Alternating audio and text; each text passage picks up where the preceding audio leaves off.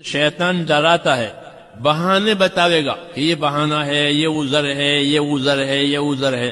تو آپ نے منع فرمایا کہ ایسے بہانے اور عذر مت بناؤ. اگر بہانے اور عذر بناؤ گے تو وہ بہانے اور عذر سچ ہو جائیں گے. جھوٹ موٹ بہانہ بنایا کہ میری بھی طبیعت اچھی نہیں ہے، میرے گھر والوں کی حالت حالانکہ کچھ نہیں ہے. ایک بہانہ. اللہ کے معاملے میں کوئی بہانہ نہ بناوے. اگر بہانہ بناؤ گے تو وہ بہانہ سچ ہو جائے گا. بیماری نہیں ہے، بیماری کا بہانہ بنایا تو وہ سچ مچ ہو جائے گا. اس لیے فرمایا لا تمردو فتمردو، جان بوجھ کر بیمار نہ بنو ورنہ سچ مچ بیمار ہو جاؤ گے.